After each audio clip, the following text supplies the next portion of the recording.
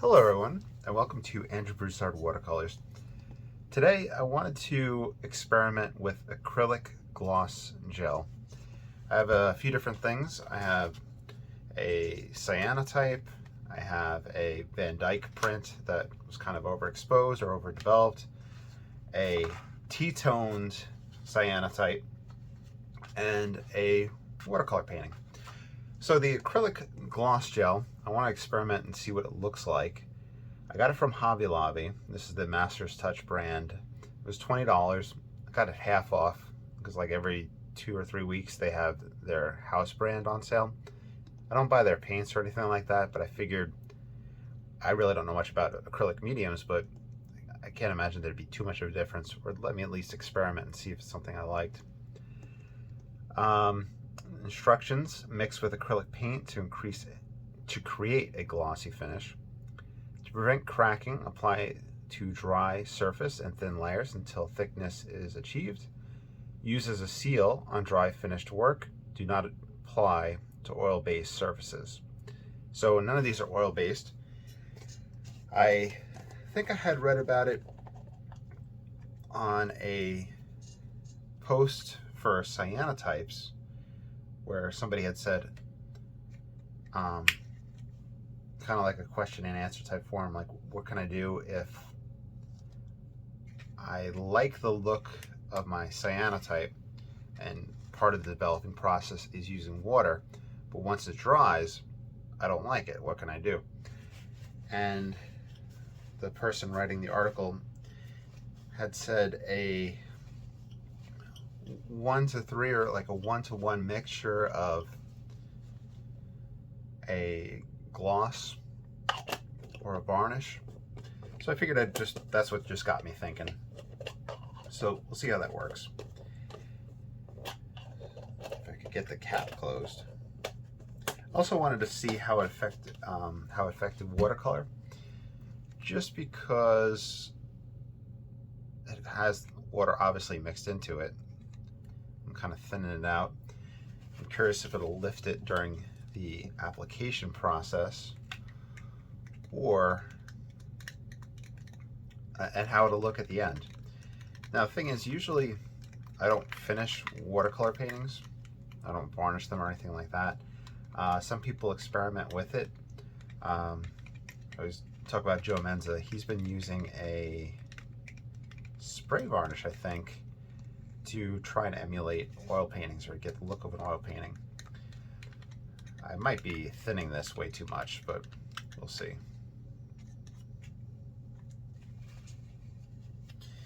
Anywho, that being said, this is just experimental. I think I'll do a half of each one of these so we can see once it dries before and after. We'll start with the cyanotype.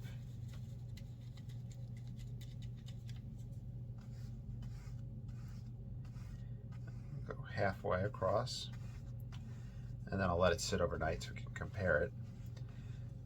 And we'll be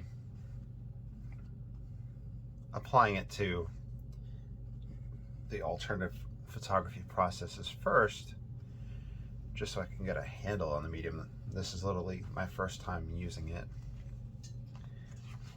Okay, so that one's applied right in half. Why didn't it go down the middle? I don't know. Okay, here is the Van Dyke.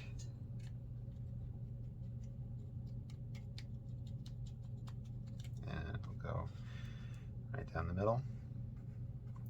I think I'll go heavy with it just so we can see if it dries clear. You see how it's going on white in spots.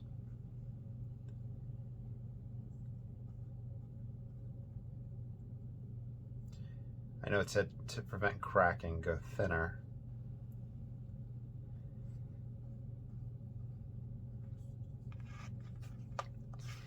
That'll be good. Move that off to the side. This is a T-toned green tea cyanotype. These were overexposed, and so I experimented on them. I bleached them back with washing soda and then soaked in green tea And it's interesting, the color, how close it is to the Van Dyke.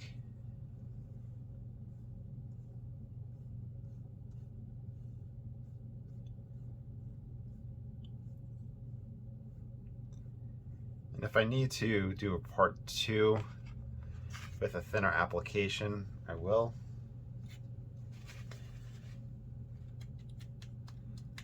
But, you know, it's all about experimenting, and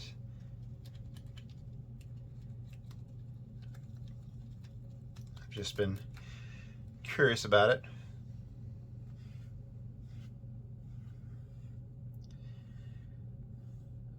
Curious if it will pick up pigment. I'm using this hake brush so I don't disturb it too much. There we go, right down the middle. The thing is, with watercolor, am I dragging right there? Yeah, I think I am picking up stuff right, yeah. So it is disturbing some underneath. So I'm going to wash this off, and I'll continue my thought. So with watercolor, usually I don't finish it. I don't put any type of varnish on top. Thing is, you usually put watercolor underneath glass. Some people will put a wax finish on top. And like I said, some people are experimenting with varnishes, but traditionally it's kind of, you put a glass on top and the glass doesn't touch it directly. You put a mat around it or a way to lift the frame, the glass, off of the painting itself. I'm going to take just one line right here, just so that I know that I'm not disturbing it and going over it like I did over here. So I shouldn't have picked up any pigment. And we'll see how that looks when it dries. So I'll be back in 24 hours and we'll examine our results. Hello everyone. So it's been 24 hours since I applied the acrylic gloss gel, which was mixed with water. I'm going to zoom in so we can kind of see the results. Let's see how that would work. There we go. Just going to hold it and move it around, see if we can catch different angles. With this one, I applied it to half and was not applied to this side. So it gives it that wet look. This was a T-toned cyanotype. You can see some areas still look wet. Let's, for the sake of experiment, I think those are dry right there. So I wonder if you could apply this in layers. The effect looks good. If it was a nice clean application, I think it would be very nice. Okay, here is a Van Dyke print that I applied it to. You can see, excuse me, where it had pooled right in that spot. So once again, I think a nice application right there looks good. Gives you kind of a good look on how it kind of ties together. So I think nice even coat would work as well on Van Dyke. By the way, this is Stonehenge Aqua paper. This one I applied it to the lower half. From here on, I think you could actually kind of catch the line that I had painted along or applied it along. Not too much of a difference on this one. Yeah, in certain lights you can see it. Here's the watercolor. Now the thing with the watercolor, when I applied it, it definitely picked up and moved a little bit of pigment. So I did one strip right here, and I think what we'll do is kind of move the different angles to see how that one looks. Because if you would apply it to a watercolor, it would have to be a nice even coat and kind of one brush, no fiddling around with it. You can see that glossiness take place, that strip going down.